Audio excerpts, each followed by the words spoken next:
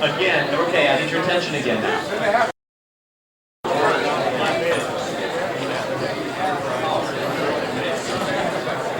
Any question, sir? I know we have so many people we had to scrap the whole schedule, but Joan was nice enough in Miami to play Family Feud with us and such, and we just couldn't have time today. But Joan was O'Reilly Kirk, Captain Kirk's sister-in-law, in Operation like screaming and writhing in pain from those parasitic creatures. And just briefly, the one interesting thing I think is about as a professional person who's excellent at screaming, Joan was also involved in The City on the Edge of Forever. So tell us about that. Well, what I wanted to do was some dubbing on my show. Joan Collins had done the show just previous, and when she was hit by the truck, her scream was not loud enough, so they asked me to dub her. So I do Joan Collins screaming for her. Do the scream! Hear it! Do the scream! I gave them what the last time, they won't let me do it again. No, I didn't. Yeah, Joan came to Orlando, and obviously somebody said, "Here, let's hear the scream." And you know, they came running from the dealer's room. You know, it was an effective scream. But Joan has just been so great to come and spend time with us, living here now in South Florida. That is that I teach you how to ask questions. And the way I do that is by answering questions. And the first question that I'm going to ask myself is, Jimmy, how did you get the role of Scott? Right? And Jimmy answers that one back and says, well, about 2 weeks before they were going to do the second pilot of Star Trek, my agent sent me to read for the part of a Scotland Yard inspector. Well, I didn't get that part, but the director of that called me about 10 days later and said, I'd like you to come and do some of your accents for these Star Trek people. I said, who are they? And so he told me, and I said, well, okay, what the heck, you know, at that time, if I read for a part, I usually got it, you know, 75% of the time anyway. And you know, all I could see was the check coming into my pocket, right? So anyway, I went down there, they handed me 1 page of the script, and I proceeded to do 7 or 8 different accents for them. And they asked me, at the end, Gene Roddenberry says, well, which accent do you like? And I said, well, if he's going to be an engineer, he really should be Scottish, because Scotsmen, to my knowledge, are very famous engineers.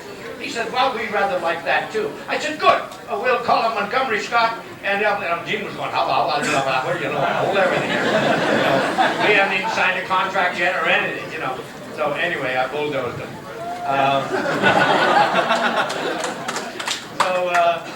So once we got rid of Gene Roddenberry, there we are, you know. Then, supposing, though, that they had picked some other dialect or accent, and when Captain Kirk calls down to engineering and says, give me warp 12. Instead of hearing the familiar, but Captain, my engine just can't take that.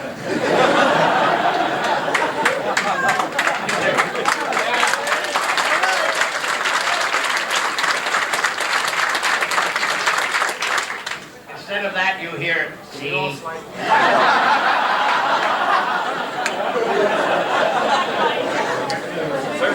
Or you hear, oi, Dave, what is this box? Or you hear, well, I don't know, Captain. I suppose if I stroked the dilithium crystals a little bit, warmed them out, and put a nice hot blanket on them, I says they might have, you know, give us a little more speed, but warp 12, that's way up there. Or we have, now listen here, Captain. I've told you many times before, I will not go above that warp 8. Now, that's an order. Well, all right. Or we have, you be young Kirk, eh? Well, sir, I'll see you hanging from the highest yardarm in Starfleet before I'll give you a warp 12. And then we have, Captain, you are playing with me, huh?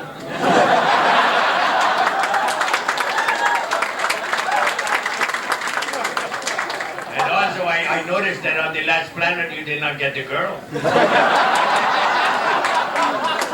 should have come to Lucky Pierre. Well, we have my favorite, which is Reggie, and he would answer the captain something like this. I'm terribly sorry, sir, but I can't seem to get the little buggers to move anything.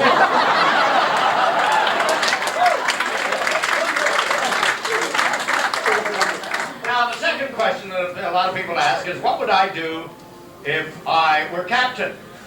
Well, the first thing I would do would be to limit Ensign Kirk to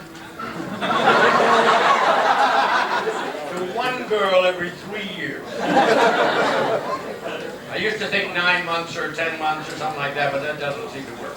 You know, we've got to cut that boy down.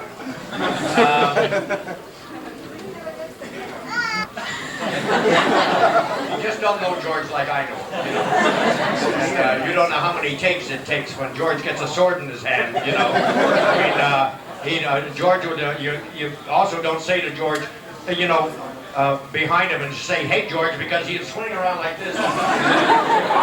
And, you know, practically cut your neck off. Anyway, that's the kind of guy. George, not allowed to carry arms, because if you went hunting with him, you know, you'd find his shotgun right here all the time.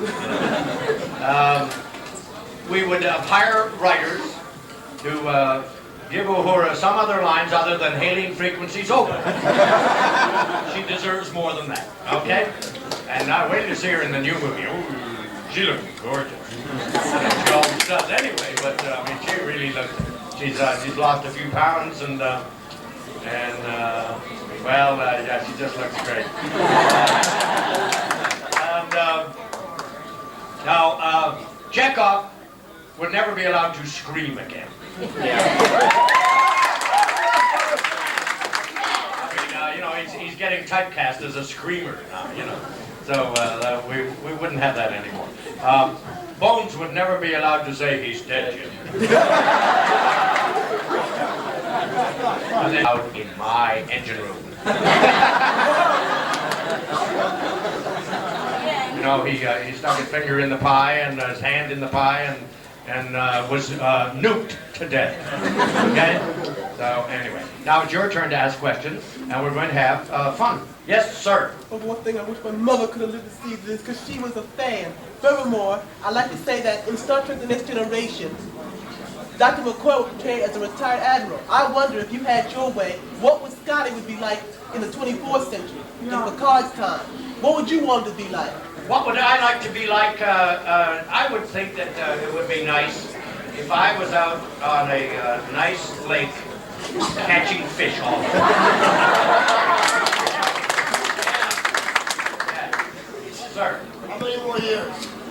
I really don't have any idea how many more years because I mean, you know, as long as we're compass mentis, and as long as you're compass mentis, you'll go and see it, right? We've signed for number 6.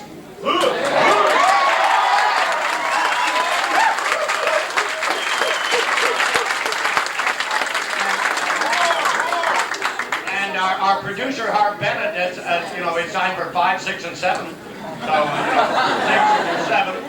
Wow, you know, he's got to have a cast to work with. So maybe we'll also be there for number 7. Yes, dear.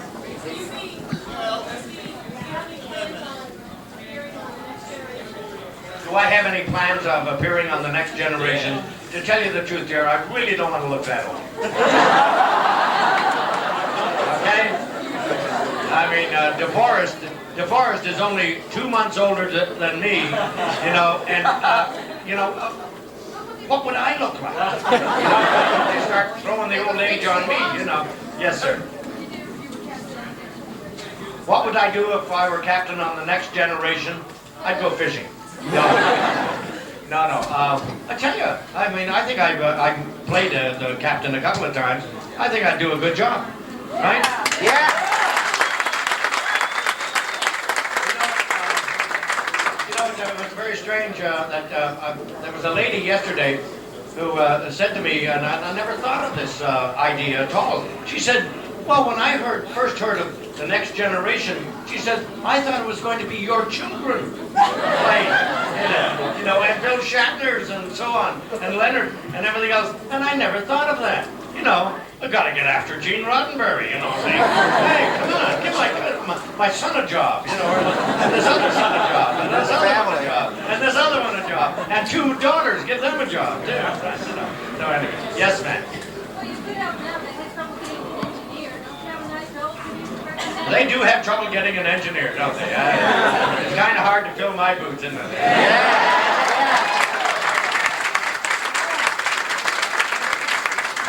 Yes, ma'am. Is everybody looking to rank too, or Sue is still captain and everybody else? You know what? I really, there's one thing I dislike about the writers and our producer is that, and also one of our stars there, they got into a tangle when Captain Kirk wanted to be an admiral in the first movie, and we've been screwed up ever since there. You know, I mean, let's face it, let's do the whole 5-year thing plus all the movies afterwards at the same rank that we were at, and just give us bigger pensions when we we don't need to be admirals and everybody else be a captain. You know, it's like you know, what's the You have a captain at the helm. who the what? You have a captain at the helm. And Yeah, what the heck? We got nobody to do the work. All the captains, everybody's giving orders. Yes, sir.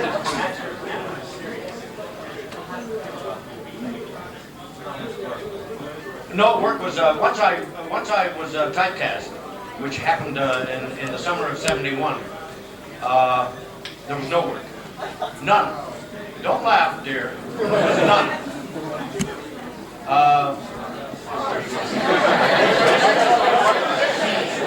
I went fishing. Yeah. Yes, sir. Yesterday in Miami, you did some of your favorite lines. Could you do it again? Because it was great. You what? Some of your favorite lines from the movies and the episodes. Well, what you have to give me the lines. I'll read them out for you, but I'm not going to sit here and think of all my favorite lines and everything else. But up you have a shaft.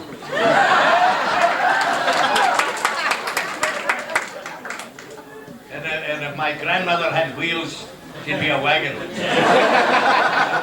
Or she'd be wagging her wheels. Something like that. Anyway. Yes, sir. What do you think's going on? What do I think's going on in the next generation? Listen, I don't sneak up on them to find out what's going on. Excuse me, what? In the universe, what do you think's going on in next generation? Do you think Kirk was killed or whatever? What? Where are you in this story? I don't know where you're at. In Mirror, you went to another universe. What do you think's going on? Oh, he's throwing an episode that I can't remember of. The only thing I remember is the title, Mirror, Mirror, and that's it. You know, Spock's beard. Spock's beard. oh, Spock's beard? That was Mirror, Mirror.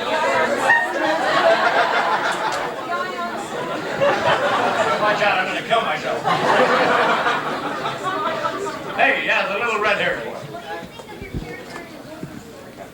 What do I think of my character in The Wolf on the Fold? A much maligned character. That's what he is. You know, he didn't really kill anybody. It was that beast inside Johnny Fiedler who did it. Okay? Yes, sir. You do a lot of your own stunts? In The Trouble with Dribbles, and before that, I did a lot of my own stunts, and now they don't like us to do it now. The reason why I asked is because in Star Trek 4, when you run to the credits, it looked like you slipped down off the outside of the... Yeah, and all the other actors accused me. Yeah, I slipped down, and all the other actors accused me of padding my part. But you know what? You know how many of you noticed it? Just about 99% of everybody noticed that during the credits they had it. What Leonard did when I slipped was he immediately we started a shot where he had me, you know, like sinking into the water. And then coming out again, and everybody helping me up, you know, saying, "Oh, Scotty, are you okay?" But that wasn't in the film. So, yes, sir. Can you explain to me, I think if anybody can answer this, you could be answer this for me. The Excelsior, what is transwarp drive? Transwarp drive is instead of to the third power, it's to the power of 5. Okay? So, I mean, you know, who cares? When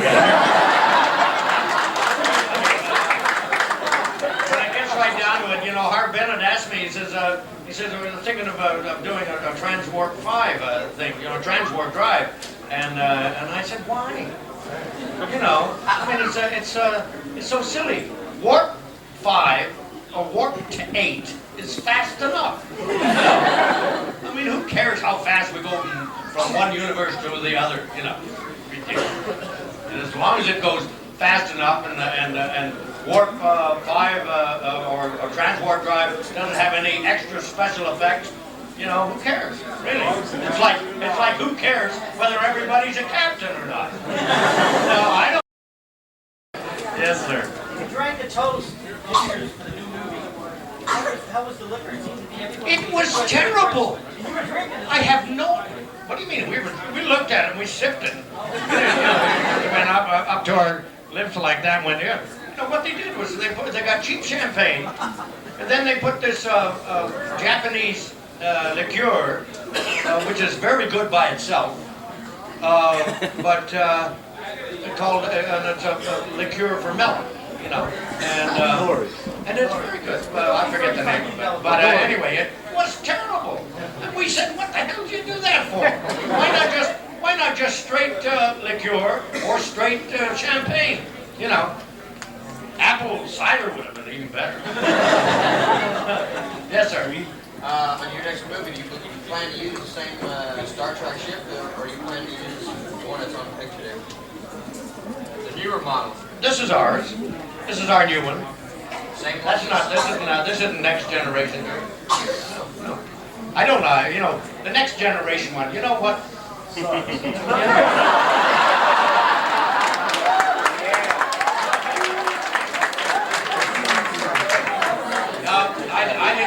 I didn't say that.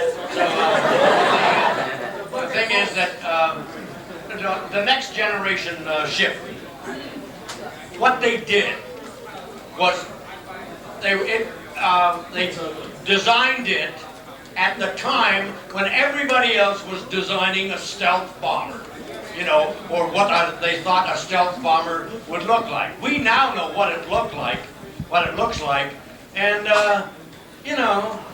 It's just terrible. I said, hey, why put all those curvy lines, Gene? You know? And he says, well, you know, blah, blah, blah, blah, blah. You know? So, I mean, I like our ship better. All right, one more question. Oh, wait, but somebody who hasn't asked one. Yes, sir. I was wondering, sir, you're a famous dialectician in your skill as an actor. How does a person acquire the professionalism and skill that you acquired for the role as well as in your life? How did I acquire the professionalism, etc., for the role? To tell you the honest truth, I don't know. That was a gift I was given. That's a gift of the ear. Because, strangely enough, even to this day, when my hearing is not as good as it used to be, I can hear what people leave out, which is very, very important. It's like a Scotsman or a Cockney will leave out the consonant at the end. It's all wrong, right? But you think he's saying that's all right. Right. But he doesn't say the T on the end. It's all wrong. You know, it's all wrong with me. With, you have to listen to what they say. And it's a piece of cake. And I also have a range of 3.5 octaves. So, you know, musically, it's no difficulty for me to do. You know, yeah. So anyway, that was the last question. I'm going to, for those of you who have not been blessed, I will give you the Scottish toast, which I will say twice, and then I will translate it. All right? Here's Teus and was like us, guy few and there are deed. Here's Teus and was like us, guy few and there are deed. Nobody could possibly be as good as we are. To be that good, you'd have to be dead. Thank you.